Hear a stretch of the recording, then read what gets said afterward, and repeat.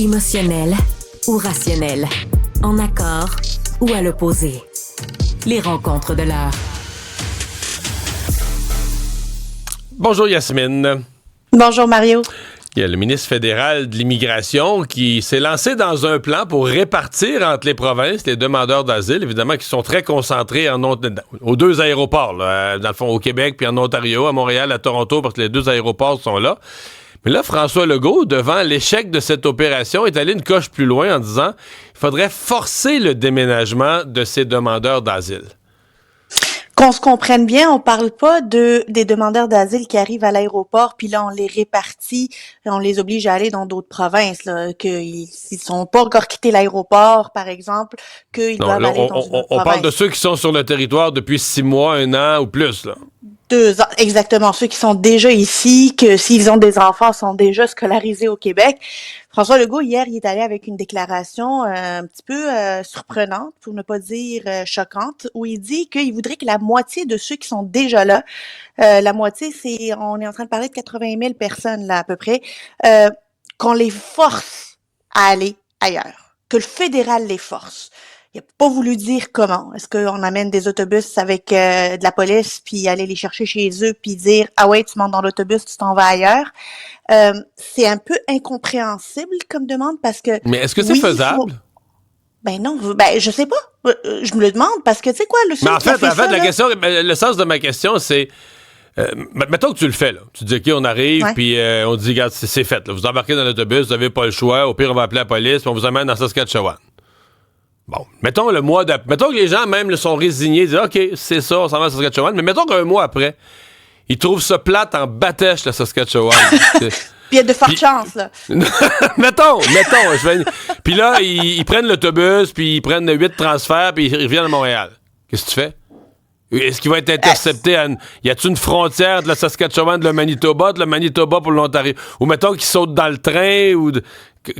Qui va empêcher le retour? Écoute, tout le monde va où ce qu'il veut au Canada, là. Il n'y a pas de frontière, entre les provinces, il n'y a pas de douane, il n'y a pas de poste frontière.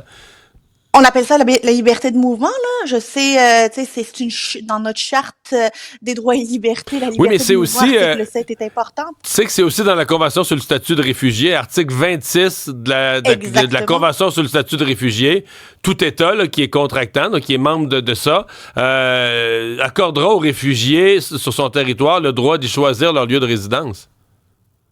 Alors, il va contre tout. Il va contre toutes les conventions. Je ne comprends pas comment le premier ministre, qui, en plus, parlons un peu du contexte, là, il fait ça en France dans une mêlée de presse.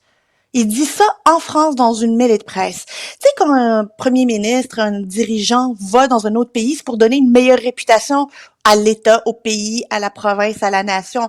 Pas venir s'inspirer, parce que le seul qui a fait ça, là, c'est Nick DeSantis, le gouverneur de la Floride, qui a mis des migrants dans des autobus puis qui les a shippés à New York en disant « Mêlez-vous, gérez donc ça, vous qui ne connaissez pas ce problème-là. » Ça a marché, par exemple, parce que l'opinion publique a changé. Dans les États où ils voulaient changer l'opinion publique, l'opinion publique a changé. Là. Les gens se sont dit « Ouais, quand t'en reçois des migrants en quantité ingérable, c'est une autre affaire que d'en parler en théorie. » là.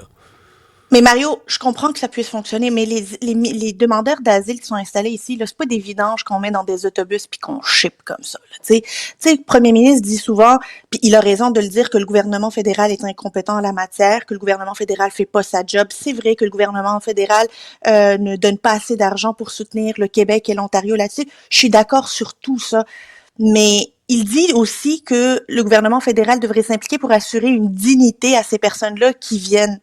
Mais c'est pas très digne que de dire qu'on va les forcer, les obliger à partir ailleurs. Moi, j'ai eu un énorme malaise, puis j'ai l'impression que même Jean-François Roberge, son nouveau ministre de l'Immigration, avait un malaise. Parce que hier, il était à l'émission Le Bilan avec Paul Larocque, où j'étais.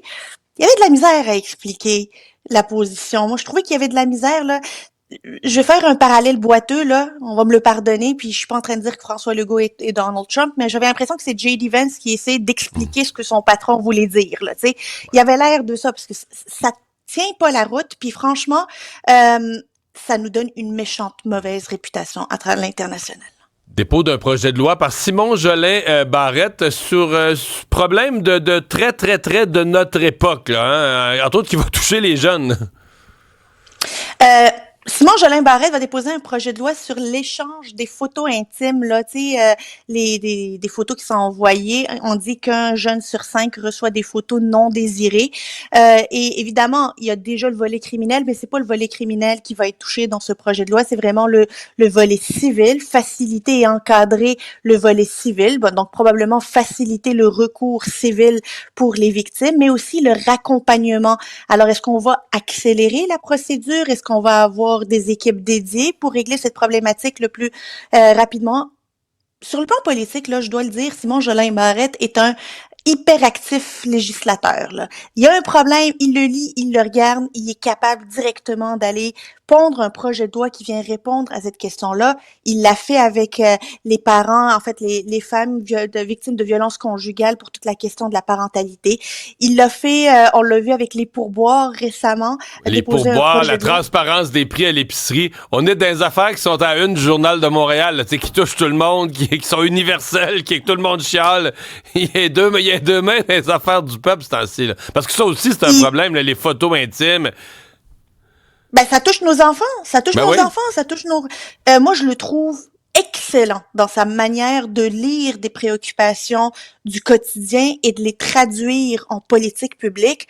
Je dois saluer aussi l'opération Relations publiques qui a été faite hier soir. Là, on était une centaine à recevoir le vidéo de Simon Jolin Barrette pour dire...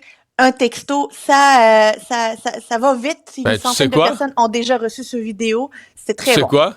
Moi, je l'ai supprimé. J'étais sûr que c'était une fraude. À ce point. Non, mais on est tellement... Je niaise pas. On est tellement rendu fou avec la fraude.